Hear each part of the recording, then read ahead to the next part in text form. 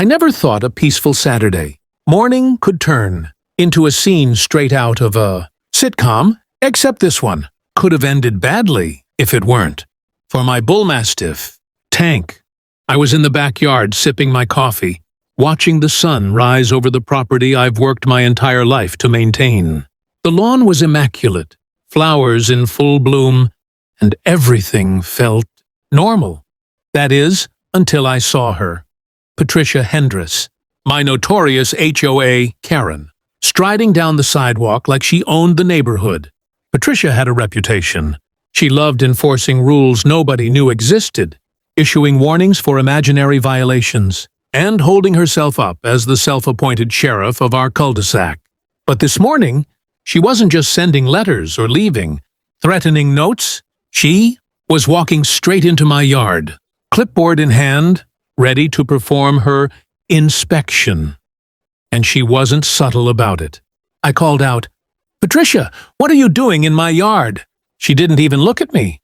"I'm here to inspect. It's HOA regulations. You need to comply," she said, in that annoyingly condescending tone that made my blood boil.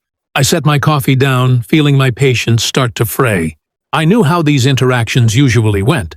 She'd lecture, I'd argue, and somewhere along the way, she'd threaten fines or community meetings.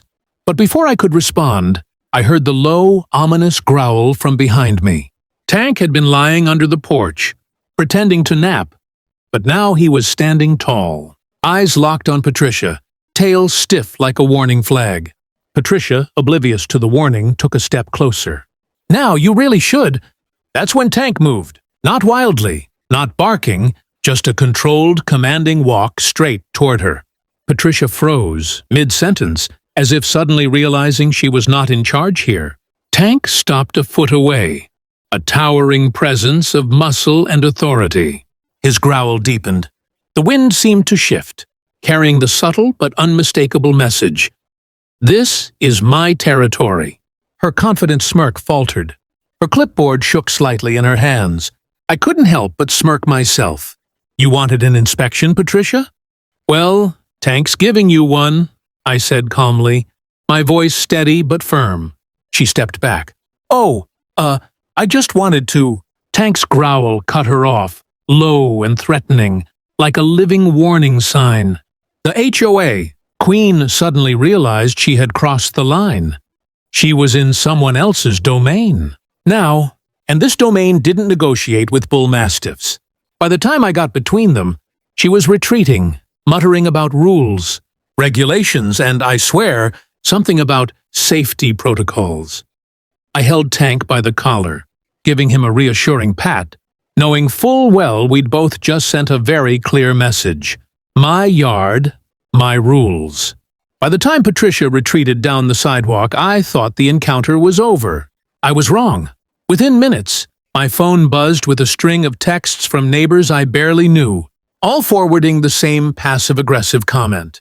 "Did you see what happened with Patricia this morning?" Apparently, HOA Karen had already begun spinning her version of events, turning my peaceful yard into a supposed crime scene. I ignored the messages and stepped outside, Tank padding silently beside me. His ears perked at every distant sound, as if he knew the day wasn't done causing headaches for the HOA tyrant. But I wasn't about to let this slide quietly. Patricia wasn't just a nuisance anymore. She had trespassed. That's a serious offense, even if she tried to dress it up as community oversight. By mid-afternoon, a knock rattled the front door. I opened it to see Patricia herself, clipboard in hand, face flushed with anger. "I think we need to discuss this calmly," she said, trying to mask the frustration that was seeping through every word. I raised an eyebrow. Calmly? After she stormed into my property uninvited and scared my dog half to death? "Sure," I replied, motioning to the living room. "But first, we need to establish boundaries." She stepped inside reluctantly, giving Tank a wide berth. He didn't move, just gave her a slow, deliberate stare that made her shuffle awkwardly to the sofa. Patricia started lecturing, rattling off rules about property upkeep, fence heights, and landscaping guidelines, her voice high-pitched and rigid. I listened, nodding politely, but my mind was calculating. Everything she said was either irrelevant or overstepped the HOA's authority. Finally, I interjected. "Patricia, you crossed onto my property today. That's not your right. The dog didn't attack you because he's trained and disciplined.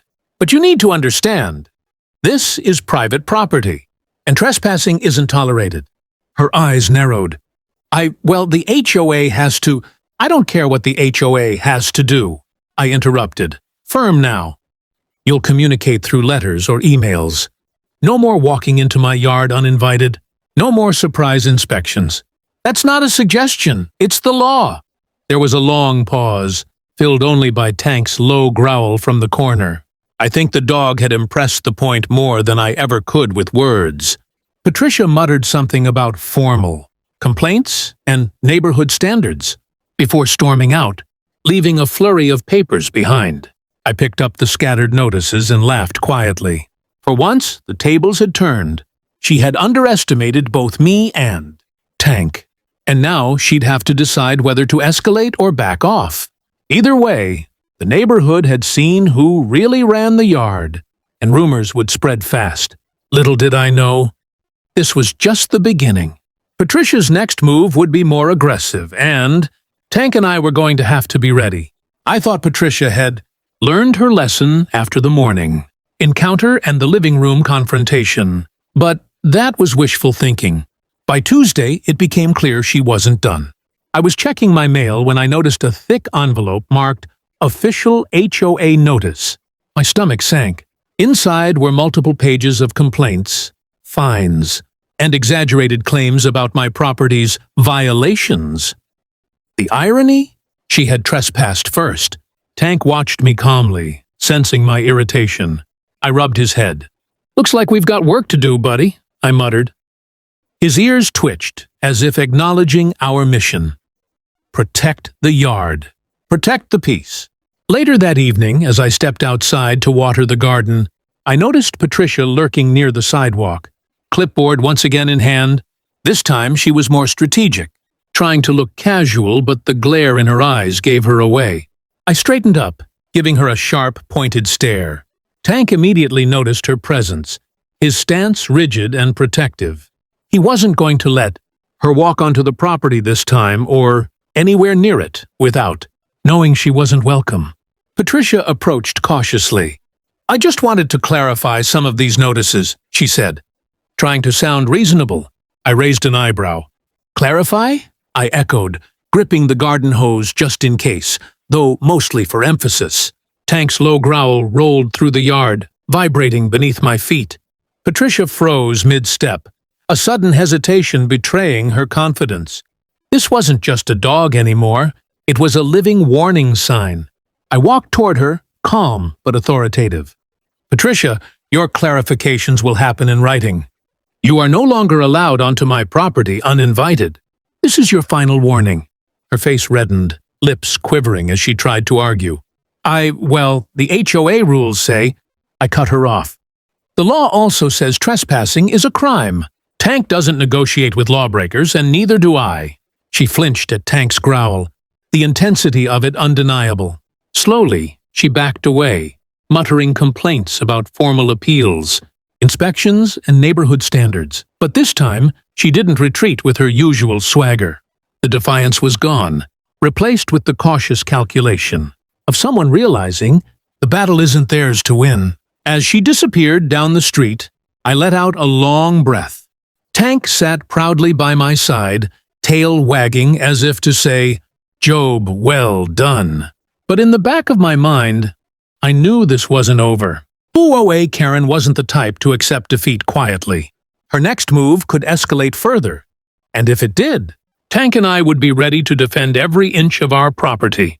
One thing was clear: she had underestimated me, and more importantly, she had underestimated Tank, and that mistake was about to cost her even more than she could imagine. It was Thursday afternoon when I realized Patricia wasn't planning to quit quietly. I was trimming the hedges when I saw her car slowly roll down the cul-de-sac. My stomach sank. This time, she wasn't coming for a friendly discussion. Her posture screamed retaliation. Tank immediately sensed it, growling low and pacing along the fence line, every muscle coiled and ready. Patricia stepped out, carrying a measuring tape and her infamous clipboard, muttering under her breath about violations and community oversight. She tried to approach calmly, but I wasn't having it. "Patricia," I called, "step off my property, now." Her smirk flickered, replaced with annoyance. "I just need to take some measurements." "Not happening," I interrupted, my tone icy. Tank shifted his weight, his growl growing louder, echoing against the houses.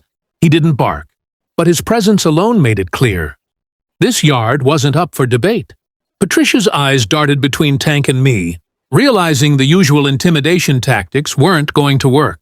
She took a tentative step closer, clipboard shaking in her hand. Tank moved with controlled precision, stepping forward just enough to make her hesitate. He wasn't aggressive, he was authoritative, the kind of presence that demands respect without a single word. I walked up beside him, planting myself firmly. "This is private property. You've been warned multiple times. Trespassing isn't optional. It's illegal." Her face went pale. "I was just what?" I asked, voice calm but firm. "Trying to bully a dog into letting you enter my yard? Or hoping I'd ignore your threats?" Tank growled again, low and unwavering, a rumble that made her knees weaken slightly. The tension broke when a neighbor emerged from their driveway, giving Patricia a pointed look. Rumors about her trespass had spread faster than she anticipated.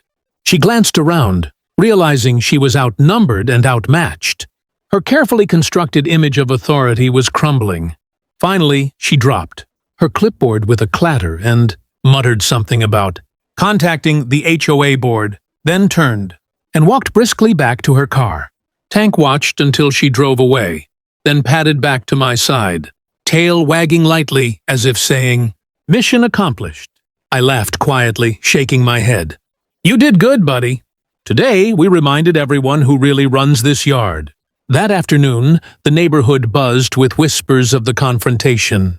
Patricia hadn't dared return, and for the first time, I felt the true weight of owning not just my property, but the respect and peace that came with it. Tank had proven he wasn't just a pet, he was a guardian, a protector, and, in that moment, the ultimate enforcer. Karen had learned a lesson she'd never forget. Some boundaries aren't negotiable, and some defenders aren't to be underestimated. The yard was quiet again, sunlight falling on the neatly trimmed hedges, and I finally relaxed, knowing that Tank and I had won. And anyone thinking of challenging us next, they'd think twice. If you loved watching Tank put HOA Karen in her place, make sure to hit that subscribe button so you don't miss any wild neighborhood showdowns. Drop a comment below telling us what you would do if Karen came into your yard. And don't forget to smash that like button if you think Tank deserves a hero medal.